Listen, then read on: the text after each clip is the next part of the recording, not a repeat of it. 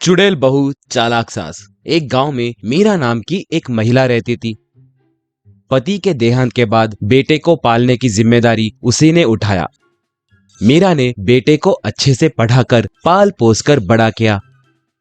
मगर मीरा का बेटा बहुत मासूम था, हर एक पे भरोसा कर लेता था।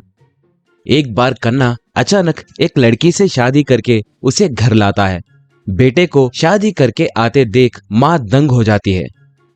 बेटे से माँ, ये क्या बेटा, मुझे बिना बताए तुमने शादी की, मुझसे कहते तो मैं मना थोड़ी करती। कहकर बोलती है। कन्ना, माँ मुझे टाइम नहीं मिला था, इसके घर में इनके माता पिता इसकी शादी करने के लिए देख रहे थे, इसलिए हमें ऐसे शादी करना पड़ा। अब हमें अंदर आने दोगी या ऐसे ही घर के बाहर खड़ा करके बात करोगी?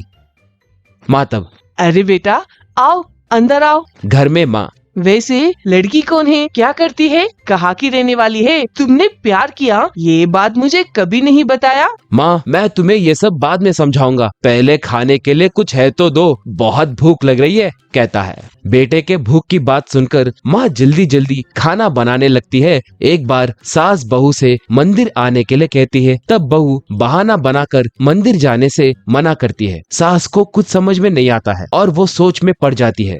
ये बहू को क्या हुआ, ये मंदिर क्यों नहीं आ रहे हैं, कुछ तो गड़बड़ है, कहकर सोचती है। एक बार घर वाले सब सोने के बाद बहू अचानक उठ जाती है। सब सो गए हैं कि नहीं देखकर बाहर जाती है। वो एक चुड़ैल के जैसे बदल जाती है।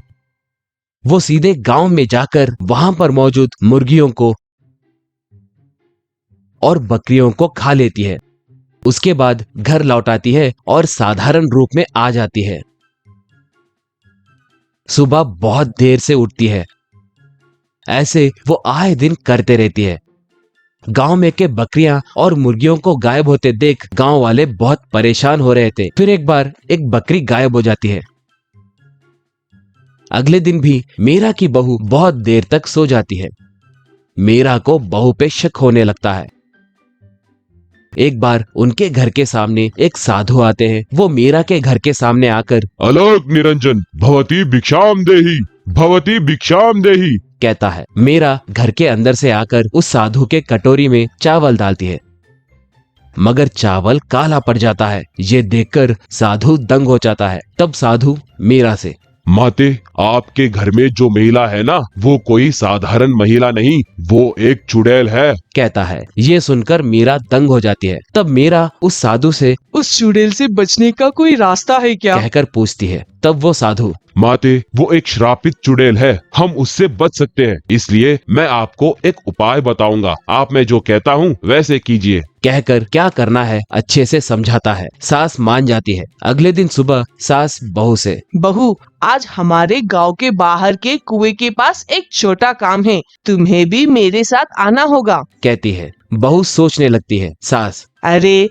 ज्यादा सोचने की जरूरत नहीं है, कुछ सामान है, हमें कुएं में फेंकना है, तब हम सबके लिए अच्छा होगा, तुम भी मेरे साथ चलो ना, कहती है। बहू मान जाती है। ऐसे शाम के समय सास बहू को गांव के बाहर के एक कुएं के पास ले जाती है।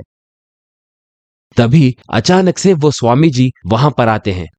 स्वामी जी बिना कोई देरी किए मंत्र पढ़कर उस चुड़ैल के ऊपर मंत्र डालते हैं। बस वो चुड़ैल अपने असली रूप में आ जाती है। वो सर चकराकर नीचे गिर जाती है। स्वामी जी दूसरा मंत्र पढ़कर उस चुड़ैल को उस कुएं में बंदी कर देते हैं। ऐसे वो लोग उस चुड़ैल से छुटकारा पाते हैं। हेलो फ्रेंड्स, आशा करती हूँ कि आपको हमारी कहानी अच्छी लगी। ऐसे और मजेदार कहानियाँ देखने के लिए हमारे चैनल को लाइक कीजिए, शेयर कीजिए, सब्सक्राइब कीजिए और कमेंट भी दीजिए। धन्यवाद।